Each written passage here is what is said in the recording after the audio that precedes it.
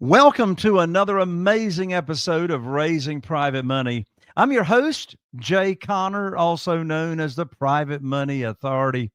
Well, this is the podcast where we talk about raising private money. How do you raise private money for your real estate deals without ever asking for money? Well, I've got a friend and fellow private money raiser following or joining me here on today's podcast, and a little bit about his background. And then we're going to dive in and you're going to learn how he also raises private money for his single family deals. Well, his real estate investing career actually goes back to 2017. He and his wife do this together. They've actually closed over 400 off-market properties. That means they didn't rely on the multiple listing service. And they've done this across 6 states. And now they have actually built a thriving business from starting from a very small $11,000 investment. Well, throughout the journey since 2017, my guest and his wife, they have learned how to balance their real estate investing and their endeavors with full-time jobs and the responsibility of blending a family of 5 kids. So, hey, if you've got a day job, you want to be doing real estate investing, you got a bunch of kids, you want to learn how to actually bring balance to your life, you do not want to miss this episode. My friend and his wife, they have abundant time freedom. Question, are you looking for freedom? Time freedom in your life?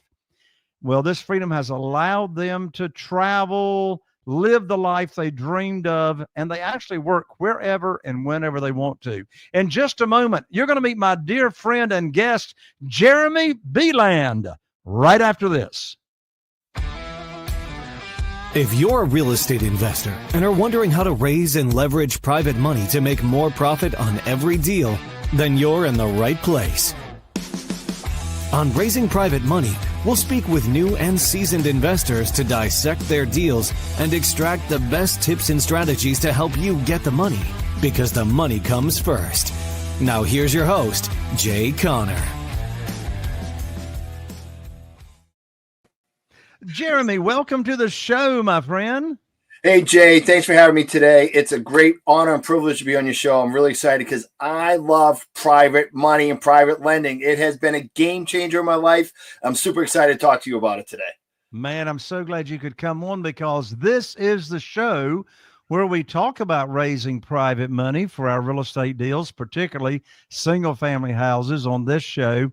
And you and I met my lands all the way back in 2018, and your business has just exploded since then. When I met you, Jeremy, you were wholesaling, and I know you still wholesale today, got a lot of wholesaling.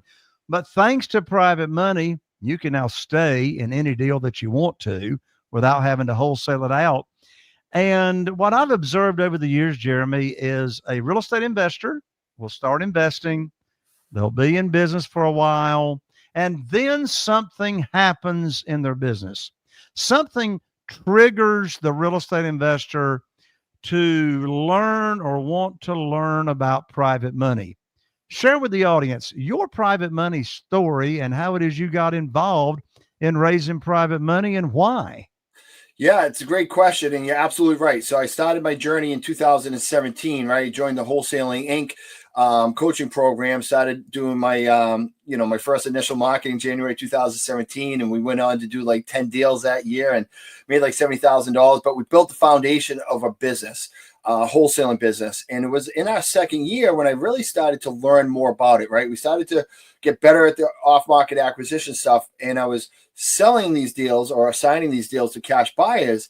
And, you were just like giving away small multifamilies, and I was giving away these deals. And I was like, man, if I could just figure out how I could get private lending, because I knew about it, but I didn't know enough about it. I just knew of it.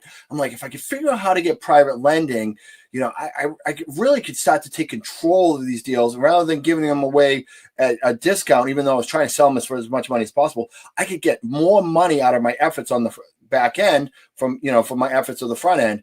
And, and I remember seeing you at the Asheville Summit and you talked about private lending, and I was like, wow, amazing. And we ended up buying your tapes that you had back then, and we listened to them. And then I just went on this journey of how do I acquire private lending.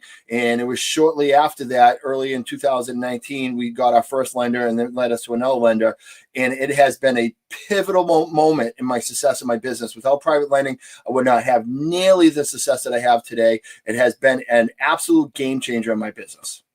Yeah, you told me before we actually went live here on the show that you pretty much move about $3.5 million in cash from project to project, or single family house to single family house. I do the same thing. I haven't had to raise private money in many years because we keep moving that money from project to project to project.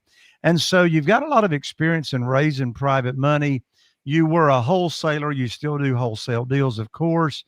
You get to stay in any deal that you want to because you've got the cash available. So when you realized you needed private money, you got my training and et cetera on private money. What did you put into action? One common question I get all the time, Jeremy, is, well, Jay, I want to get involved in private money. How do I start? How do I start raising private money? What advice would you give to the audience here, Jeremy? How do they start if they haven't ever raised it before? Well, what I've learned with private lending, Jay, is it's there. It's in our sphere of network, and we just don't know it, right? So when I talk to like students in my program and they talk about private lending, I say, this private lending is in your contacts right now in your cell phone. And if you were to call every single one of those people and tell them about a deal that you had, you would find somebody that had, self-directed IRA, a HELOC, right? A home equity line of credit, 401k, maybe just cash sitting around, not doing anything. People have access to cash that we don't realize, and they love real estate. They love watching HGTV, but they don't want to flip a house. They don't want to be a landlord and working with, tenants. And as we always hear, like the toilets breaking in the middle of the night, but they think real estate is sexy and they want to be involved in that. And being a private lender is a great way for them to do that. But what I find is that a lot of these people just need to be educated, right? So they don't know what they don't know. So a lot of what I've learned from private lending, other than maybe one strong lender that I had that came into me as a private lender, most of the people, just people I knew in my network that had money, and I had to educate them. And it was bring them a deal, show them this deal, show them how they could get returns on this deal. Went through a transaction. They loved it. And when the money started to come back, they were like, whoa, what are you doing? I don't want my money back. Go find another deal. And then it just kind of snowballs from there.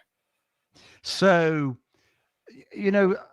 people that have not raised private money before have got a misconception as to what these private lenders look like and who these private lenders are. A lot of times real estate investors that have not raised private capital think that, they got to be, that private lenders are highly sophisticated, that private lenders are super, super wealthy. In my experience, I've got 47 private lenders. They're all regular, run-of-the-mill, regular people. And I'm curious, Jeremy, how would you describe the complexion of your private lenders? In other words, what do these people look like? What type of people are these? Yeah, you hit the nail on the head. They're just everyday people, right? So we have a little less than a half dozen private lenders that have some big capital. One was a retired business owner. He used to sell used cars for years, and then he retired, sold his car dealership, and he had money, and he's just looking to reinvest it. Another one was a childhood friend of my wife's, who inherited some money at a young age due to, some unfortunate circumstance with her family. And, the other guy, he's just a house flipper that retired. He flipped a bunch of houses, but he just he doesn't want to flip houses anymore, but wants to keep his money working. And then another one is just, a buddy of mine who just happened to be, a high earner in a W-2. And, he loves Bitcoin, but he also loves investing in people like us. So, yeah, a lot of it's not like, and I had that misconception coming in when I was new. I thought they were these big, fancy, sophisticated people, and obviously, as you probably know, private lenders get thrown into the world of hard money, right? Everybody throws like hard money lending is private lending. Those are two very different things. Private lending is truly somebody that we know that has their own money to lend. They're not, lending somebody else's money. I love private lending. I got it. I know we're not going to have enough time today, but I could go on and on and on and on about it. It's awesome. Well, how much, or how would you describe, how has private money actually changed your business and your business model? Oh, it's completely changed. It would be hard for me to even quantify it, to be honest. We went for, it's what brought us to a 7-figure a year business. So, prior my New Hampshire market, we were doing just under about $500,000 a year as a wholesaler. Once we brought on private lending, we started to double, triple, quadruple that growth, because now we had the ability to take down properties, wholesale them, right, where we could buy the property, immediately resell it on the MLS without doing anything, because we were coming across these properties all the time. But in previous years, I didn't have resources to do that. And then we started to come across great opportunities with flips where we could start getting 6-figure returns rather than just selling for $20,000, $30,000, $40,000. And then obviously I'm giving away great rental properties during this time too. And, I wanted to hold on to some of these properties, but we didn't have the resources. So now with the private lending, I was able to start, borrowing my properties and adding to my portfolio of single and smaller multifamily properties, starting to flip everything. And wholetailing is a ton of what we do in our exit strategies. I would say almost half of the properties we do a year are houses that fall into the wholesale category, and we make a significant amount of money off that, which we would not be able to do if it wasn't for private lending. You said a very, very important word a few minutes ago, Jeremy, and you said the word educate. You said you go about educating people, that you already have connections with. I'm the same way. When I start talking to people, I put on my teacher hat, which says private money teacher, right? And I start educating them. So let me, you said you got about a dozen private lenders. First question.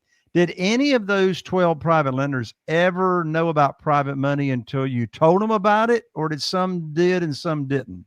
Some did, most didn't. They knew they could lend on our projects, but they didn't really understand how it would work.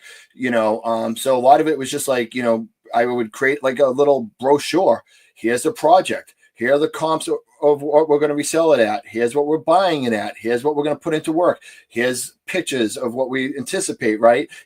Or show them previous properties that we did. Here's a scope of work. So we'd walk them through the whole thing and say, we need X. If you give us X after we're done the project, you're going to get paid Y. Here's your returns. And that's really what we had to do. And, once we educate them a couple times through, they knew it. And, they've been with us for years and years and years. The way I start conversations, the way I educate people, typically what I do with my private lenders, and I'm interested in my audience here and how you go about it. Typically, I will teach the program, the opportunity, either one-on-one at Starbucks or at a private lender luncheon where I invite people to come learn about it. And once they tell me how much they've got, how much they're interested in, then I come back with them and have a deal for them to fund. How do you go about educating people, those dozen people? How did you go about educating them and starting conversations? Well, a few of them were in Starbucks and Dunkin' Donuts and things like that. And it was just like that. Like, we had an opportunity, I reached out to my network. I knew some people that had some money and, and I educated them and said, just say, here's the opportunity I have. I'd love to work with you. We had another person who, the retired car salesman, he went and took a private lender conference or something one weekend and learned how to be a private lender. And he was referred to me from a friend. And then the childhood friend she was really fascinated by investing. And, she saw what we were doing. Because one thing I would say is when you're wholesaling and you're getting started, we used to always promote on social media all the houses we put under contract and close. So people would constantly be seeing all these deals we were doing all the time, which added a lot of credibility and validity to what we were doing. So that comfort was already there with us. And I will say, as much as people lend on the deal, they more lend with the person. So if they get to know you, like you, and trust you, those are going to be the people who are your best lenders. Well, Jeremy, you just shared something that I want to unpack and really highlight. And for the audience that is listening right now to the show, here's a big takeaway. Here is a big takeaway. Do not miss what Jeremy just shared. And that is, if you're doing deals already, you need to be putting all those deals on your social media. establishing the credibility of what you're doing. Share with the world, share with people in your social media what it is you're doing. Let's drill down on that for a moment, Jeremy. What kind of information would you share on social media about your deals? Yeah, absolutely. Any property you got under contract, right? So I would just post a picture of the house. Got this house under contract today. Most of them, though, were houses that we closed because, we're closing multiple wholesale deals every single month. So I'd just be like, close on this deal today, close on this deal today. And, the people that are in our feeds that we don't think are watching us, but are watching us. And these are the people that want to do this stuff, but they don't know where to go, where to start, or whatever, right? They're just really interested and curious. And they would just start seeing deal after deal, month after month after month. And then when you go to have that conversation with them, they're like, well, yeah, I would love to work with you because I know you're doing stuff, right? When you're a first-time investor, first-time property, never done anything, I would assume that'd be a little bit more risky and challenging for most people to overcome. I don't think it's impossible. I think you could definitely do it. But if you're posting your deals right away, all along, people are going to see your success and want to be part of it. They typically will start reaching out to you more so than you trying to reach out to them. So, Jeremy, you and your wife, Shelly, you're in this business together.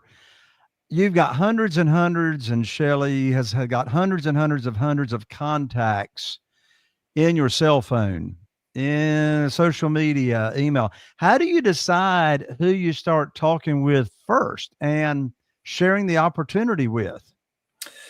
Yeah, if I had to start it all over again, I just would go through everybody. I wouldn't even overthink it, honestly. I would just make it a numbers game, and I'm just going to start at A and then to C. And because I think if we have preconceived notions of who has money and who doesn't, we're going to leave opportunities on the table, because there's a lot of the lenders we're doing business with now are people that we would never have probably reached out with, because we would have had a preconceived notion that they may not have the money, and they do. And the people that you think have the money may not. So I would just go through the books and, go through the contacts and just ask them. And I think you'd be very surprised how many people personally really well that would be very, very interested in partnering up with you with the lending aspect. I think it's way more than people realize. So really what you're saying is, don't judge a book by its cover. Even though you think you know somebody, you really have got no idea what they got, what they don't have. So really what you're saying is don't rule out anybody. Don't, yeah, because somebody may be living month to month, financially and living a modest life, but doesn't mean they don't have $200,000, $300,000, $400,000 in equity in their home that's just sitting there. And if somebody taught them how they could get, a significant return on that they wouldn't be all in on lending that money. So, we can't judge a book by its cover. Jeremy, I know you are a fantastic coach. You've got clients that are, learning from you, learning how to do the business. One of your expertises is you've got some secrets. You know how to use the multiple listing service to get more money out of the deals that you get. Give us a little appetizer on that. How does that work? How do you use them? How do you use the multiple listing service?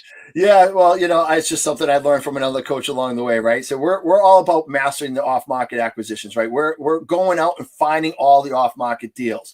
Wholesaling is great until you learn how to master the off-market sales, but then you need to start looking at different exit strategies.